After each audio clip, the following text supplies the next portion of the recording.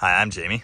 This is Dead Dodge Garage, and this is a super rare 1979 Chrysler 300 that's finally back on the road after years of sitting around and being rescued from a junkyard. I've done a handful of videos on this car over the last couple years as I got it back into running and operating status. One that comes to mind was my 21,000 subscriber special live stream where I rebuilt the Thermoquad for this thing. I've done a lot of work to it since it was given to me by follower and channel member Belle James. In case you're not familiar with this special 1-year 300, it's essentially a Fancy Cordoba. They took the basic Cordoba package and threw everything they had at it to class this thing up. It's got a 9 1/4 rear axle, it's got heavy-duty springs, front and rear sway bars, and other equipment borrowed from the police car parts bins at Chrysler.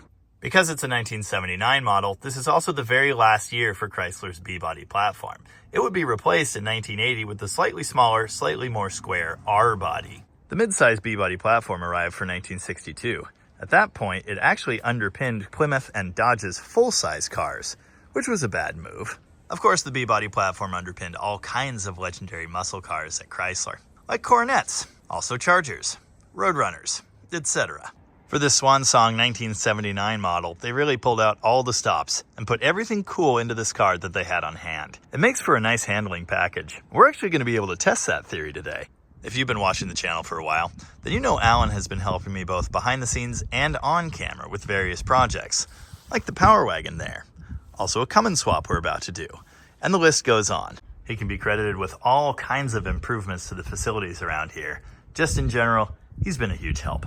A few months ago, we were working on cleaning the yard here. The 300 didn't want to run anymore, and it ended up shoved next to the boat, where it sat for quite a while. One day, Allan was standing looking at it and said, "Man, I really do like that 300. I think I need to own that." Given that I already own several great B-bodies, and this thing was just kind of sitting around neglected, waiting for some love, I said, "Okay, take it. That's your 300. Get it out of my yard." I did insist on making more videos on the car, of course. This thing has always been popular on the channel. I know people get excited to see it, and I want to document its journey, or whatever. Thankfully, Allan is awesome. He's done an incredible amount of work to this car in the last month or so, and he's documented a ton of that. I'm going to be rolling his footage into this video as we go over the different improvements that have been made. Hi, I'm Allan. This is Dead Dodge Garage, and this is the Chrysler 300. I'm going to play with it today. Being passed by a Saab. That's my Saab story. This thing drives like a dream, folks. Whoa! We made it to Jamie-town. In every video I've made on this car, it was running on a 1-gallon gas can and an electric pump shoved up under the hood. I was absolutely dreading going through this fuel tank. Judging by the smell, I had an idea what it was going to look like inside, and I wasn't far off. Incredibly, Allan was able to clean this, and it now runs on the tank no problem. The fuel gauge even works. So does the buzzer, which I hate. As a matter of fact, all of the gauges work, except of course the alt gauge or ammeter, which is bypassed in these heavy-duty alternator applications. The brand new mechanical fuel pump and filter, which I'd had sitting in the shop for like, I don't know, a year, are now installed on the engine. It took like 15 minutes. Speaking of the engine, here's what it looks like now. You're going to notice that the AC compressor is no longer here. That compressor had some issues. For one thing, the clutch didn't fully disengage, so it was kind of always dragging and making horrible squealing sounds. All of those components are now sitting in Allan's garage. Of course, that lightens the nose of the car a good bit, and that's nice. Kinda did an AC delete.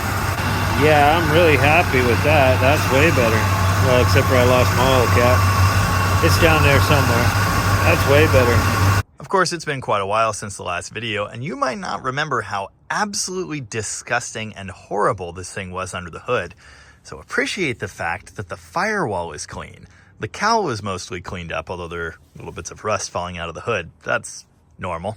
This random 70s air cleaner is now beautiful, at least on top. It's been cleaned and painted black. I happen to know this thing spent some time sitting on the stove in Allan's kitchen. Mrs. Allan had some thoughts on that. Anyway, it's got one of those fancy 364 barrel decals on it now, which really isn't correct for the car, but a lot of people have done that, and personally, I think it's cool. We're missing the original pipe for the cold air intake, or that would be connected.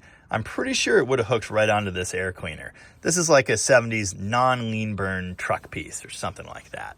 Of course, originally this car had lean burn, and that computer would have been sticking off of the air cleaner right here. With the AC stuff out of the way, Allan cleaned the engine significantly and found something I've never seen before. Obviously, someone spritzed some Chrysler blue paint on this thing at some point over the years. Removing some of that revealed this. This is a sticker on the front of the valve cover, and it appears to say Magnum 360 Engine. I've looked at countless 300 engine compartments on the internet. I only found one example that had these stickers in place. I say stickers because there are actually two of them, one on the front of each valve cover. That's really interesting. This engine has been degreased heavily, but as you can see, the front intake end seal is currently engaged in re-greasing it. In the future, we're going to yank this engine out, give it a reseal, a serious cleaning, and a paint job.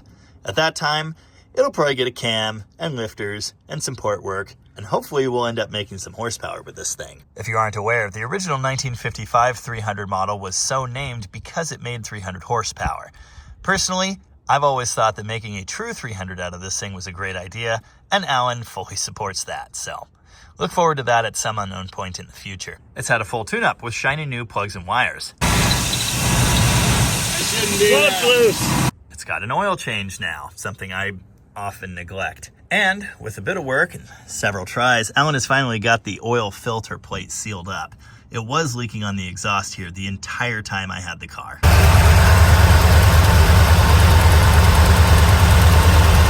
Never noticed this, but I like it. It does need a bit more fiddling in the carburetor and tuning neighborhood. We'll get to that in a bit. Again, the amount of small details that have been dealt with here, truly staggering. The hood latch, for example, hardly used to work. You had to bang on the hood to get it to open. Well, now it opens and shuts like it's brand new. Eagle-eyed viewers may have noticed already that the body of the car has gotten a significant amount of attention too. For one thing, that's not the same trunk lid. That's the spare that came with it. The original had all kinds of scaly rust down here. As you can see, the replacement isn't perfect by any means, but it certainly looks better. And the paint's a good match too. Or at least it is now that it's been buffed. Yeah, the whole car's actually been buffed. Look at the hood. It's so shiny. Look at the roof. That's the nicest panel on the car. This is in fact still a work in progress, but it's so much better than it was. Notice the rubber strips on the side have been removed. I was going to do that myself. Not all 300s came with those, but many did. I do believe they were correct and original for this car, but I look so much better without them. This is starting to look a little better, but where I took the trim off of that driver's door just looks terrible. Let's see if we can make it look just a little bit better. Okay, I know it's not much better, but at least there ain't hanging rust everywhere. And the back's starting to look pretty good. That's the new trunk lid. I love this car. Don't mind the stupid cat. She won't get up even if I wanted her to.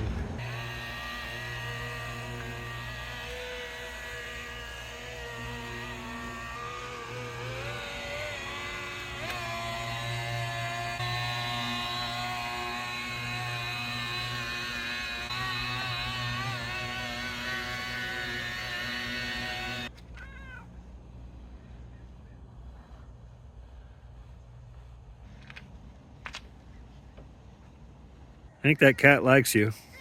I don't think they're picky. The all-important fender gills are currently off the car. The passenger side ones always were. These came off to work on the paint. I'm sure they'll be going back on at some point, but, well, there's some other stuff that needs attention first. And most of it's over here. This is what the passenger side looks like currently.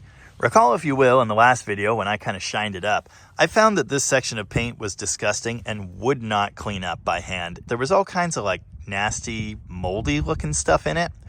Well, that's because it was made out of Bondo. And as you can see, Allan has chipped all of that away. So I started picking at it. And it's got a big old rust bubble underneath it, so I'm glad I did. We'll be doing a little bit of body work, I think, maybe on this one. It had water underneath the Bondo. So wherever this Bondo was has to go. Currently, he's looking for a replacement fender for this side. It may be possible to just buy one. If not, this is going to get repaired and painted. At least this fender, that door, and the front of the quarter panel. Even with that big scrape down the side, just removing the trim and like cleaning and buffing this thing seriously transformed the look. It looks so much less dilapidated now. It's kind of nice in places. When I got the car from Bell James, just about all of the important 300 emblems and medallions were off, but most of them were included. This one was sitting in the center console, and as you can see, it's now attached to the car. I really like the look of that. Of course, the big thing that makes the 300 the 300, aside from the drivetrain and the suspension improvements, 300 badges festooned everywhere on the car, like here in the middle of the taillight. Note, these are now back in place and looking fantastic. Similar emblems are found in here on the door panels. We've got one on the passenger side. Unfortunately, the driver's side is missing its logo. I'm sure that'll be rectified at some point. Most of the interior is looking a whole lot better than it did. The carpet cleaned up nicely, and as you can see, there's some mats protecting it now. The seats are a little weathered, unfortunately, and the passenger side seat in particular is sort of coming apart. The luxurious Corinthian leather on the back seat is also unfortunately pretty well weathered. It looks nice enough, I suppose, but it's not the best. Also, recently, Allan removed this seat for cleaning and found something truly delightful under there. Okay, here's an update. I'm doing a little cleaning. It's not good.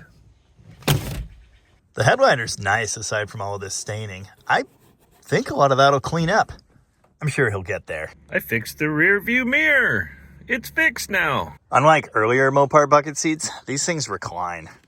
Jealous. I suppose it's time to address the elephant in the room, the rally wheels. Personally, I wanted to keep the factory ones on here, but I must say, looks pretty tough that way, especially with these gigantic tires. All right, this is a little ridiculous. I, for one, cannot believe those tires fit. I bought these from the guy I bought that terrible dark green Duster from almost 3 years ago now. And I just kind of had them sitting around. Allan thought they'd be a good look. And again, I'm kind of inclined to agree. It's not right, but it is Mopar. He actually polished the original wheels too, and those were looking pretty nice. They're in his garage now. It's not like they're getting thrown away or anything. For now, it'll run like this. New tires. What a good idea. It is so much better than it was. It's no longer neglected, abandoned, and sad, rotting into the earth. It's a working car. Allan's super excited about this, and I'm just as excited to see it working. Anyway, since it's here, I'm going to go ahead and address a couple small things with the engine, specifically the timing curve and the current lack of an accelerator pump. After that, because this is now an actual drivable car, I think we got to do that. We got to take it for a rip and see what it's really like. Recall one of the mufflers was totally destroyed. That's fixed too, and it sounds really nice. Little quiet though. Apparently that'll be fixed in the near future as well. I think I found the exhaust leak. It's just a small one. It's got both pipes. No more exhaust leak. Actually sounds pretty good.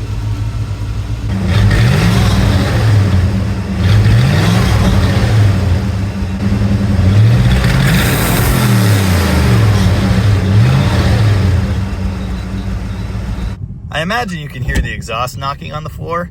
Yet another reason to replace this old system. You rev it up a little bit, it stops. I haven't even mentioned all the work that went into making the wipers function. He went through 2 or 3 different new motors, pieced the linkage back together, found the cam piece that's supposed to park them, which currently doesn't quite work right. I think because technically this is the wrong 2-speed motor. We have the wiper motor. Let's see if it fixes it. I just did the new bushings on everything, and I bought a new park return. Sometimes those wires just do not want to come off, whether it's corroded or what, I don't know, but usually I'll just get in with this guy and it'll push them right out. Okay, so seems we've got the wrong part. Get that to focus. So it's got a little notch right there. That's so that it knows where park is and which way the arm goes. On the 2-speed motor, it doesn't have that notch. I'm going to go ahead and dig in, see if I can fix the other one. Well, I'm doing some 273 heads out here for Jamie, cleaning those up. It's taken forever. It's been 3 different motors. It still doesn't work right. But there's some intermittent windshield wipers right there, buddy. Slow speed and full speed. I'm happy as a clam. The heater does stuff too. Apparently it works quite well. I don't know if this functions. Kind of does. I don't think the modes work. I know the temperature slider doesn't. That's typical. Look at the stance. Just look at it. It's got that big giant 70s look with no shackles or shock extensions or anything. If you know me, you know I always insist on having a battery hold down. I insist on that because I've launched multiple cooling fans, radiators, and batteries over the years doing silly things without one. This car is supposed to have a fancy plastic box that sits around the battery and also has a washer fluid reservoir built into it. It is here, so that's kind of cool. Of course, it's terrible and dry rotted. I went ahead and loaded in one of mine. The original Thermoquad on this car had goofy electronic controls on it to go along with the lean burn, and I deleted all that by installing this earlier one. I rebuilt this thing in that 21,000 subscriber special video, and at the time it worked kind of well. The issue now is the accelerator pump. For whatever reason, it just doesn't do, and so you get that little hesitation. I'm moving the linkage here, and I notice the pump linkage doesn't move at all until like here, which seems odd. When it does finally move, there's just the tiniest trickle of fuel. Okay, there's a spray, but I'm having to do that by hand. The linkage just kind of won't. Here's the accelerator pump rod that was on it. As you can see, it's a good bit flatter than this one, which I actually pulled off the original carb. Part of that was my doing. I just bent it with some pliers to see if I could improve the situation. It didn't, made it worse. We're gonna pop this on here and see what things look like. Well, either I put this together wrong or the accelerator pump itself is broken. It doesn't work in the part of the stroke where it's supposed to, all the way up here. It like jams up in there. Right there, you can see it's just like peeing and won't stop, so that's cool. Don't know what that's about. And if you get it all the way down to here, it kind of sort of works, but then it pumps when it comes back up too. That makes no sense. So I guess we're gonna pull the lid off and see what's going on in there. Thermoquad throttle linkage is just absurd. I've had many problems with these scraping on the bodies, not returning, not going to high idle, not going to low idle. This one barely gets to low idle. In fact, it wasn't on low idle when it got here today. There's an additional arm down here that works the accelerator pump that's not actually attached to anything, and it gets partially blocked by the cold idle linkage like so. It's all very strange. I recently lost my favorite snap-on flathead screwdriver in a tragic being stupid incident, so I have to use this now. If you know me, you know that I love and am a big advocate for the standard Carter-Edelbrock 4-barrel carburetor. These things are not as fun and easy to work on. In fact, they're really annoying. You can't get this needle crossplate out without taking the choke linkage apart, which is dumb. You had to take out a tiny bolt to do that. I've only just remembered that the whole problem with the original Thermoquad, other than being a goofy late lean burn piece, was, in fact, the accelerator pump. Hey, this one's got nitro-fill floats. That means it's ready for boost. Anyway, yeah, the brand new accelerator pump is in 2 pieces. New parts. Good times. I happen to have a typical Carter type pump on hand, and this one has a spring in it, but with that compressed, it's exactly the same length. It has the same rod, it fits in there just fine. The only other important difference is that it has this extra dingus end on it. These are available in parts stores. Those have to come in a kit. Probably have a few of these around if I look. I think I'm just gonna throw this in there and see if it works. If it does, that'll be a great tip. Don't lose that. Of course, the billion-dollar question is, why did this brand new one break apart? Don't know, and I was able to press it together, and I don't think it would again. Maybe it was never fully pressed. Anyway, we're gonna try this. I did pull the sprayer nozzle out. I think there might have been debris stuck in here. Only one of these was really moving much fuel at all, and it took some stomping on the pump before it did anything. I've also got the little check weight out. I'm gonna clean that up. It's all back together, and I can hear air coming out of there, so I believe we are good. Let's go reinstall this on the car. Okay, before I put the lid back on, I'm gonna take the liberty of cleaning these bowls out. Notice there's a bit of debris in there. Some of it might be staining, but some of it also may be residual stuff from the fuel tank that got cleaned. If you've somehow made it this far in life not being familiar with the Thermoquad, this is the important part of the equation right here. the thermoplastic, or phenolic, center body. This carburetor was essentially designed to be a performance replacement for a Rochester Quadrajet, and it fixed all of the problems with that carburetor. Notably, its teeny tiny little fuel reservoir, which was centrally mounted, leading to boiling fuel and running out of gas early when you were trying to do go-fast stuff. Though the greatest defining feature of this carburetor, the plastic body is also the biggest problem with it. For one thing, these warp really badly. They can also crack and such. For another though, here on the bottom, you'll find these main wells. That's actually a passageway which allows fuel to go from the main jet there into the tower here to feed the carburetor. That passageway had to be added on to the bottom of the main body because of the way it's manufactured. As you can see, there's some kind of sealant or adhesive holding the two pieces together. It's very common for that to fail, and then you get leaks from here, which show themselves in a very rich running carburetor. When I rebuilt this one, I found that these didn't leak at all, so I left them alone. Every single Thermoquad I have on hand is exactly the same. There's no accelerator pump action at all until like here. Looked at a diagram, figured it out. Got to take the carb back apart. Thankfully, I didn't put that stupid choke linkage piece in, so at least there's that. It's a Thermoquad specific setup issue. Just about every carburetor in the known universe with an accelerator pump diaphragm uses a diaphragm return spring underneath it like this. The normal Carter's that way, for example, which is probably how this ended up being here, because someone is more used to those. I'm pretty sure I just put it back where it was though. Anyway, this is a Thermoquad, so everything has to be weird. And according to the diagram, the spring goes here. What that means is the linkage actually acts as a return mechanism, and pressing the throttle allows the spring to push the diaphragm down at a controlled rate. That would be why the Thermoquad accelerator pump, though very similar to this one, does not have a spring there, and a mechanism that does this. And that would also be why it has a shorter nose here. You see, by flipping the spring to the wrong side, not only did we mess up the action of the linkage, we also limit the travel of the pump, which is why it's stopping early and blocking the linkage in that way. Okay, also the spring needs to go this way, so it fits in its little machined pocket in the housing there. Yeah, something like that. Now we can see the proper action through this window here. Incidentally, unlike some carb designs, the accelerator pump well is not filled through that hole. It's filled through that brass check ball assembly that sits on the bottom here. Here's the pump travel now. It's something like twice as much? That should solve the issue.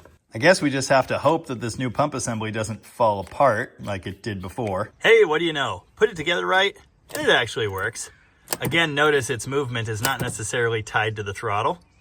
Also, I didn't clip it yet. The spring presses it down. The movement of the throttle simply allows it to go down.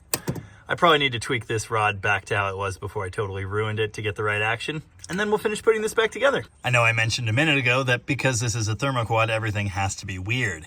And that really does extend to everything, not just the plastic center section and the goofy accelerator pump configuration. This piece of linkage here is probably somewhat misunderstood. You've got a vacuum pull-off here, right? Well, that's your choke pull-off. When this thing starts, it'll open the choke just a little bit so that the engine can aspirate. And then, of course, the choke stove will heat up and open it the rest of the way. However, on the Thermoquad, this actually has another job. It limits the amount that the secondary air door can open. Notice that is also connected to this same vacuum pull-off. In this way, it's load sensing. If there's too much vacuum, it won't allow the door to open as far or at all. I suppose in some situations, when you floor it and vacuum falls off, then it will allow the door to open even more. That action is fighting against a spring over here that actually is adjustable, much like the ABS2 has an adjustable air door, but this one's a little goofier and harder to see. Many Thermoquad owners have learned over the decades that if they eliminate the choke and eliminate this pull-off, suddenly they have a horrible bog because the secondary air door is able to just slam open. You can adjust the spring to help combat that, again, much like an ABS2. I don't know why I keep saying ABS2 specifically. The original ABS is also the same. Now, I do want to go on record real fast as saying, yes, I'm the one that put this together wrong, but I'm like 100% sure it was that way before. I did it on live video, which I probably wasn't paying that much attention. I know I didn't look at a diagram. And the other carbs I have on the shelf are exactly the same. Just saying. Back together, and I bet it actually works. Let's find out. Definitely going to take a little bit of cranking to fill those bowls up again. Did I tighten the fuel hose?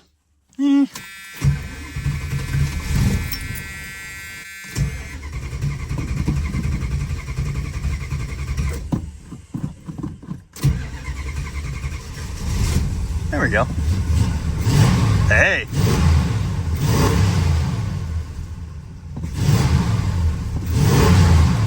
Okay. It runs awesome now. Doesn't cold idle the best though. I don't actually remember why, but at some point this rod ended up bent too. I don't know, there was some goofy stuff going on with the old carb. Anyway, so once this thing fired up, the vacuum was strong enough to just open the choke fully, so it didn't want to do any cold idling. This is one of those electrically assisted chokes that I think works. It is warm, and it's now actually pulling the rod down, but it wasn't holding the choke up enough when it first started. Anyway, this should improve things for cold starts, hopefully. I also had the idle screws jacked way open for some reason. That might have been a diagnostic step I took previously when this thing wouldn't run on that electric pump anymore. Don't know, but I tightened them down to about a turn and a half out, and well, it's pretty happy now.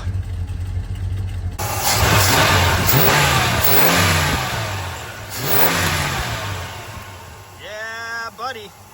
That throttle response is right now. This is awesome. Okay, checking timing. I habitually set idle speeds too low. The spec on this one is 750, so I've got it around there. Found another oil leak. Yeah, again, this thing's just gonna need a whole reseal job. I deer bulbed this thing at like 50 degrees. It's set at 38 now, that's better. Smooth the idle out, but now I need to reset all the idle stuff. Anyway, I did tighten the distributor down too. Apparently I never did that. Well, now this is odd. I shut the thing off and I could hear fuel boiling in the carburetor. I had the vacuum advance on hook still, and there was gas like trickling out of there because it was coming up onto the throttle blades and sliding out through that hole. I don't know why it did that. Anyway, it's time to 38 degrees. The distributor's cranked down. It sounds so much better. I think I'm about ready to take it for a drive. It's always a good sign when you've dialed enough horsepower in that it squeals again. All right, that might be something else. All right, the noise of the exhaust bouncing off the frame or whatever is obnoxious.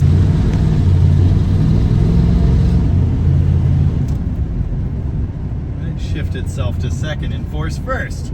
Shifter linkage might be a little loose. You know, I haven't actually checked the kickdown lately. Probably needs adjusted too. Well, this thing's like out of gas. Oh yeah, I forgot. I fixed this power window and replaced the gasket, but the glass hits it. You have to open the door to get it to shut all the way. Reproduction parts. How do you like the dice? I like the dice. This thing rides nice. So smooth. I don't think you should walk out in front of me. Yes, I have disc brakes, but I don't want to test them. One nice thing about the 1979 Chrysler 300, the fuel filler is in the middle of the car.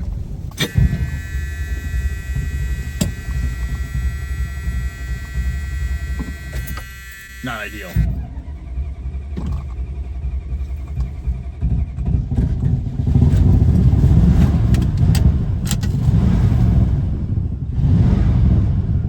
So we seem to have a major heat soak issue for some reason. You know, that's really common with Edelbrock 4 barrels, but Thermoquad isn't not boiling the fuel like the whole point. Let's take it for a drive anyway.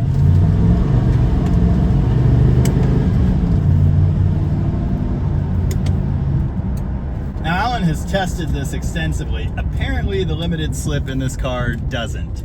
It just spins the right tire in anger, which is impressive given how giant that tire is, but anyway. That noise.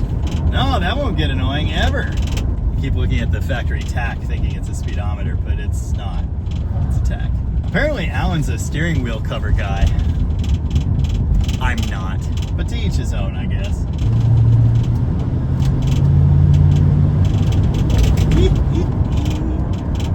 Oh yeah, look at that.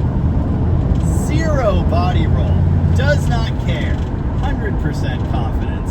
I bet that rattling noise is even louder for you than it is for me, and I do apologize. Of course, the biggest issue with classic Chrysler power steering is it's super vague. It's nice to have that assistance, but you get no road feel. I've always said you could steer these things with a pinky, and yeah, you can. It's really easy. This is even a smaller diameter wheel than some have, but it hasn't helped the feel at all. This is why firm feel gearboxes exist. They tighten that feel up quite a bit, hence the name. Otherwise, this is just a pleasure to drive. Oh, this is good fun. You know, the reason I got rid of this car is because I own a 68 Charger. I really don't need both. The unfortunate truth, though, is this thing drives better than that car. The suspension is tighter, the brakes are better, everything about it, really. The Charger has a big block, and it's a Charger, so that helps. But this is nice. Solid unit. Whee! Incidentally, the speedometer is in kilometers. You have to look at the little numbers to get the mile-an-hour reading. And this thing has gigantic, super tall rear tires right now, so it's not going to be accurate anyway. Whee! Alright, it's just a little bit floaty. And this car hails from the personal luxury era, where a nice, smooth, comfortable ride was a little bit more important than performance. Shall we test the brakes? Let's test the brakes. Woo! Okay. Premature lockup in the rear. That should come as a surprise to no one. You can only slightly hear the rattling exhaust outside the car. It's quite loud inside. What a machine. What a fine example of everything great the late 70s had to offer, which admittedly wasn't all that much in many regards. Even given the malaise era it was born out of, and the unfortunate truth that big blocks were no longer available in 1979, this car is still something very special. I certainly enjoy driving it, and I'm looking forward to seeing it improved just a little bit more. Now seems like a good time to remind you that even though these cars kind of resemble a Monte Carlo from the late 70s, they do still have those same hips that the Charger was born with. It's kind of awesome, actually. I know the massive steamroller look isn't going to be for everybody, but I do like the fact that that tire actually fills the wheel well. The factory tire configuration is in like, I don't know, 4 inches? Oh, the brake lights stick on. That's good to know. Requires some adjustment. Obviously, the 360 isn't some amazing powerhouse, but it's got plenty to make this thing fun. It's a great time ripping around on these back roads.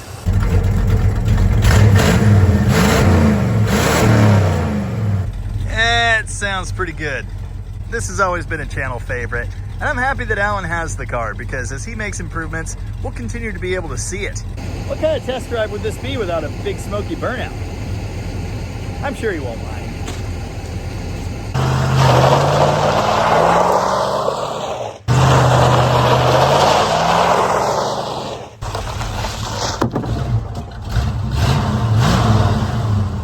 Yeah, that's a lot of tire. Hey, now we can test the wipers. Yep. Ooh, Firebird.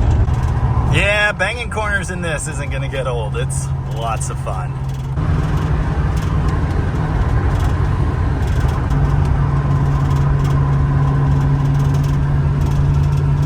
Hey, hopefully you enjoyed this one.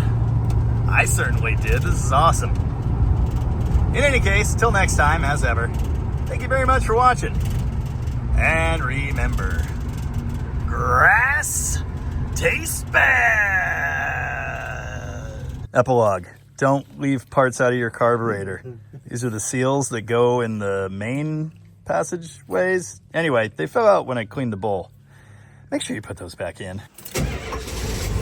So, fixed?